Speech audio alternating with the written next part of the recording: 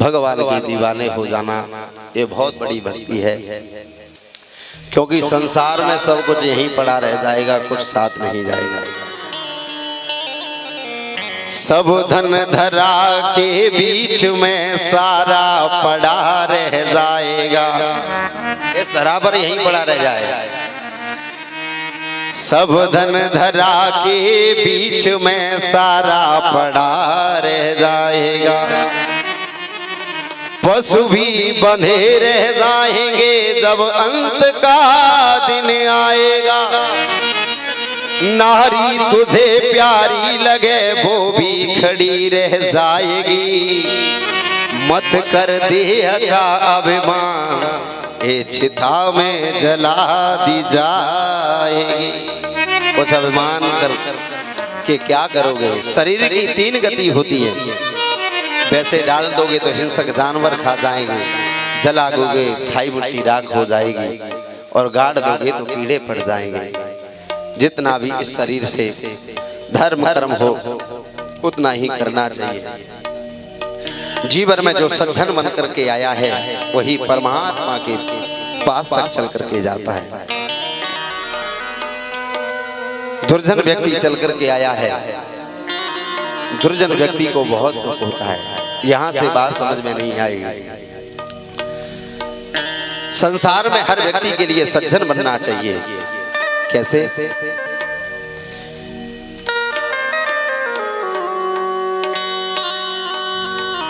एक चिलम होती है और एक सुरई होती है। एक चिलम और एक सुरई, दोनों में अंतर कितना है? चिलम वो है जो गर्म रहती है और सुरई वो है जो शीतल रहती है। जो चिलम को जो ग्रहण करता है, चिलम स्वयं गर्म रहती है और दूसरे को भी गर्म करती है। जो सुरई होती है जो वह शीतल रहती है और उसका जल भी जो पीता है वह भी शीतल रहता है। तो दुनिया के लिए आप किसी के लिए चिलम की तरह मत बनिए, आप दुनिया की तरह आप सुरई की तरह शीतल रहिए। क्योंकि मनुष्य का जो शरीर है वो हीरा है, ठंडा है, उसका क्रोध रूप नहीं है, कभी वह गर्म नहीं रहता है।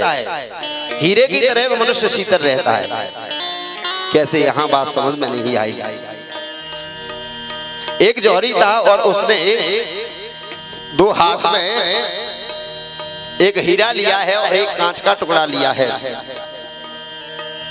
और सभी राजाओं के पास चल करके गया और उसने कहा कि जो राजा मेरे हीरे को और कांच के टुकड़े को बता देगा यह हीरा है कांच का टुकड़ा, तो उसको मैं हीरा दे करके चला जाऊंगा।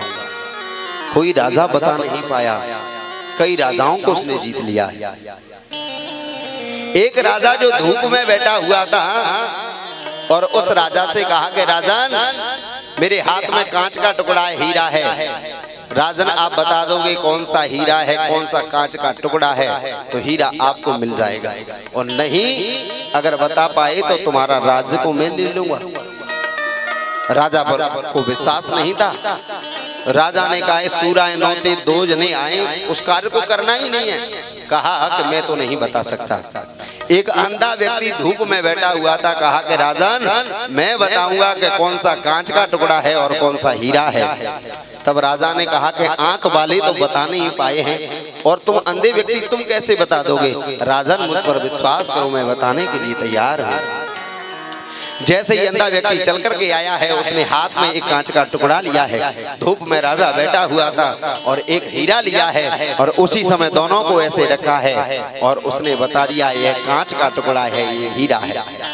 उस जौहरी ने कहा कि आपने सत्य बताया है, हीरा राजा का और तुम्हारा हुआ, बस यह बता दो कि तुमने पता कैसे चलाया है कि यह हीरा है और यह कांच का टुकड़ा है। तब उस अंधे वाले व्यक्ति ने कहा इसको मैंने धूप में रखा गया है और धूप से यह कांच का टुकड़ा तो गर्म हो गया है, तो इसलिए मैंने बता दिया है कांच का टुकड़ा है, और हीरा धूप से गर्म नहीं हुआ है, इसलिए यह हीरा ठंडा है और इसलिए बताया है कि यह हीरा है।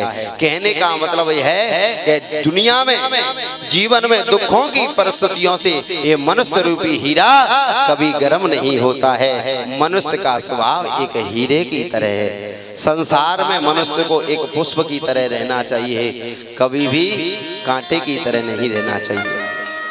कैसे पुष्प की तरह रहना चाहिए? श्री धाम वृंदावन में श्रावण में बहुत भीड़ होती है, श्रावण में बहुत भीड़ होती है। भगवान ने शंकर जी को आशीर्वाद दिया है, भले ही ये वृंदावन धाम मेरा है, पर 1 महीने का मेला श्रावण में ही लगेगा जब रास में चल करके आए। भले ही धाम मेरा है, पर 1 महीने में मेला श्रावण में ही लगेगा वृंदावन में। अब वृंदावन में बड़ी भीड़ थी। एक आश्रम पर संत जी आए हैं अयोध्या से। संत भगवान ने कहा है आश्रम में रुके, कहा कि हमें इसी आश्रम में रुकना है। तब उन्होंने शिष्यों ने कहा कि इस आश्रम में किंचित मात्र जगह नहीं है, तो कहा कि मेरा प्रण है कि इसी आश्रम में रुकूंगा। संत ने कहा महंत जी चल करके आए हैं और कहा कि इस आश्रम में बिल्कुल किंचित मात्र जगह नहीं है। एक कटोरा लिया है और कटोरे में जल भरा हुआ था और दोबारा जल जैसे ही डाला है और वह जल फैल रहा था। उसी प्रकार महंत जी ने कहा इसी प्रकार यह आश्रम भी बिल्कुल भरा हुआ है, इसमें जगह नहीं है। जैसे कटोरे में जल भरा हुआ है, जल की और आवश्यकता नहीं है, इसी प्रकार आश्रम बिल्कुल भरा हुआ है। महात्मा बड़े पहुंचे हुए थे कि मुझे इसी आश्रम में रुकना है।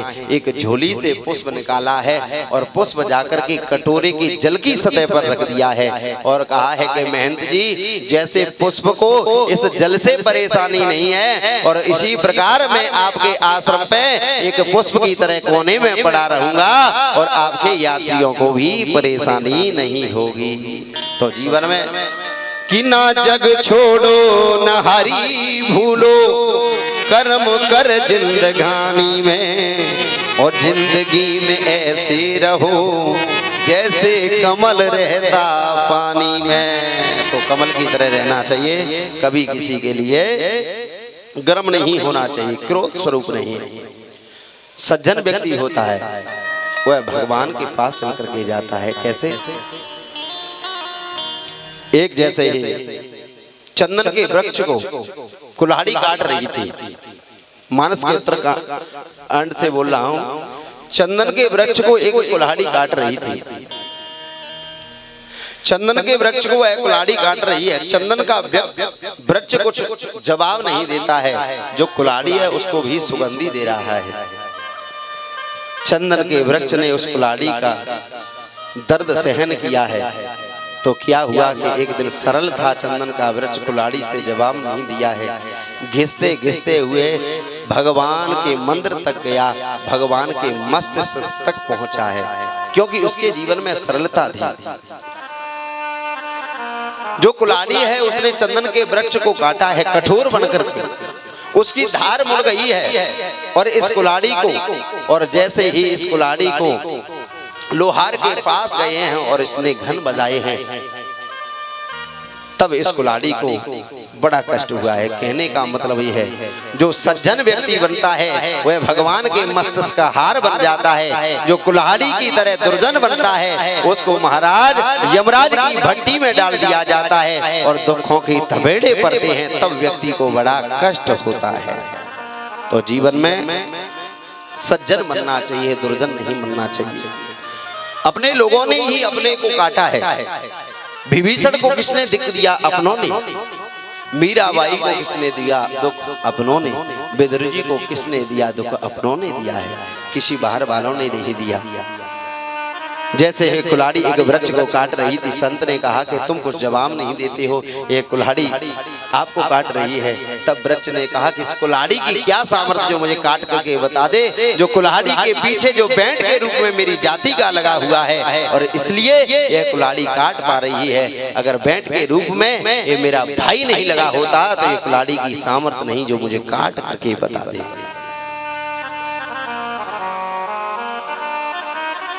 दांतों को दुर्जन बताया गया है और जिह्वा को भगत बताया गया है। मानस में जिह्वा को भगत बताया गया है और दांतों को दुर्जन बताया गया है। जिह्वा को भगत कैसे बताया है? जब दांतों में कोई तिनका फंस जाए तो जिह्वा जब तक चैन नहीं लेती है पूरी घूमती रहती है जब तक तिनके को ना निकाल ले, और जिह्वा जैसे बाहर चल करके आई तो वह दांत काट लेते हैं। जो जिव्या भगत बनी है उसका कारण देख लीजिए।